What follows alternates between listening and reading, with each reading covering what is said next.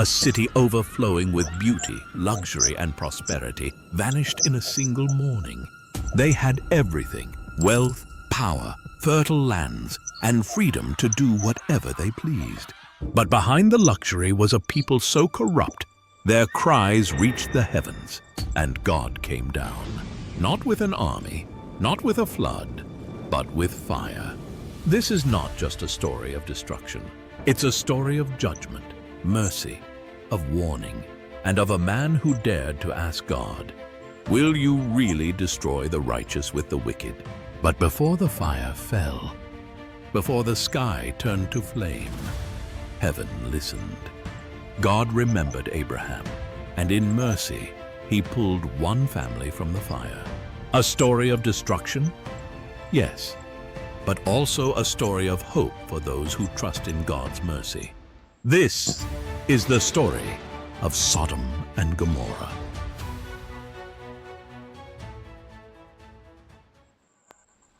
Long ago, in the ancient lands of Canaan, two cities stood tall in the valley of the Jordan, Sodom and Gomorrah. Fertile and wealthy, the cities were lush, like the garden of the Lord, full of life and abundance, and travelers spoke of their luxury. But beneath their riches and beauty, darkness festered. These were cities without fear of God. Their people had turned from righteousness and justice. Violence, pride, and cruelty became their way of life. Their streets echoed with mockery and lust, not with songs of praise. They rejected the stranger. They oppressed the defenseless. They delighted in sin and called it freedom. The prophet Ezekiel would later write of them, "Now this was the sin of your sister Sodom. She and her daughters were arrogant, overfed, and unconcerned. They did not help the poor and needy. They were haughty and did detestable things before me. Therefore, I did away with them as you have seen." Even the angels in heaven heard the cries, the pain, the injustice, the oppression. And so, Yahweh came down to see it for himself.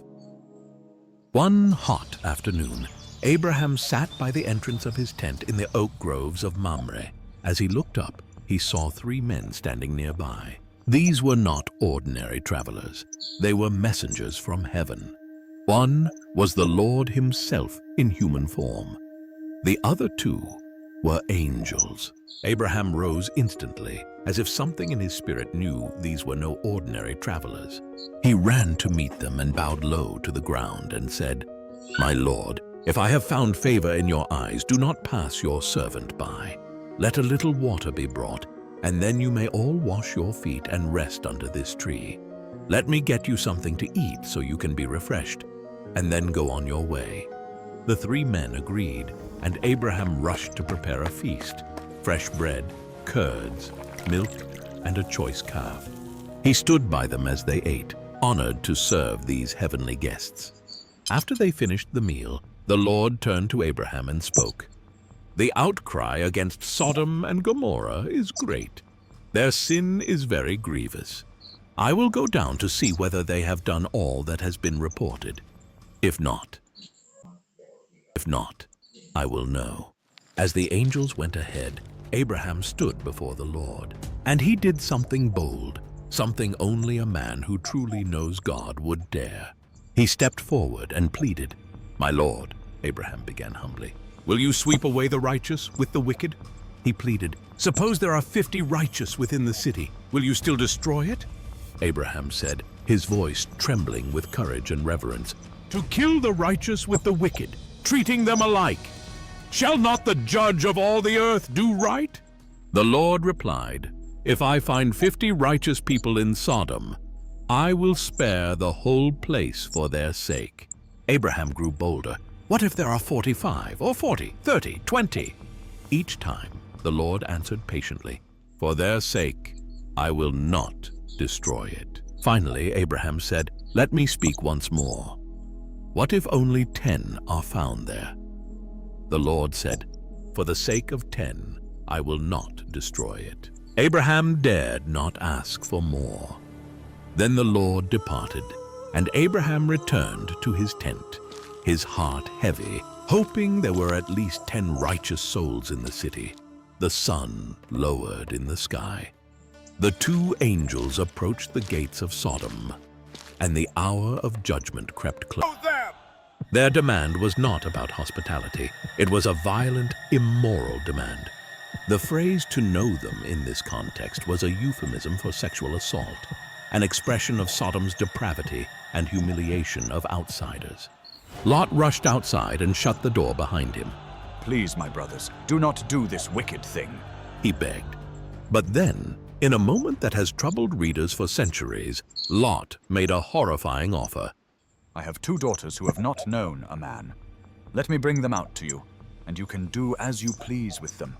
But do nothing to these men. They are under my roof."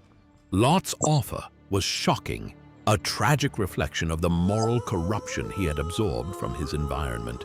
Even in trying to protect his guests, he showed how twisted the standards of the city had become. But the crowd only grew angry. "Take your wife and your 2 daughters and flee, or you will be swept away." But Lot lingered. Was it fear? Attachment to his home? Doubt? The text does not say, but he hesitated.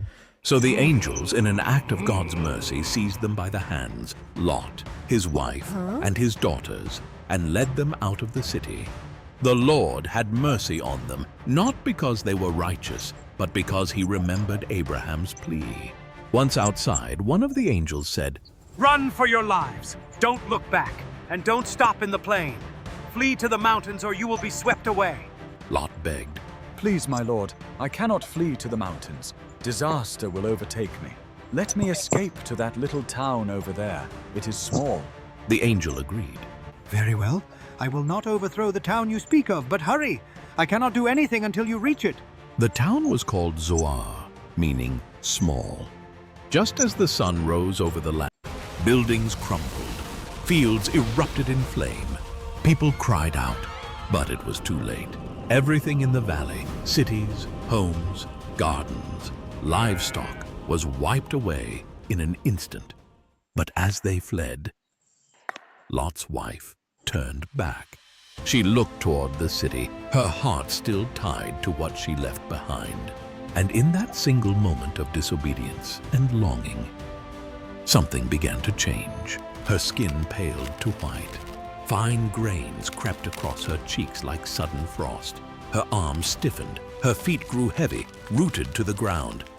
Then, all at once, she became a pillar of salt.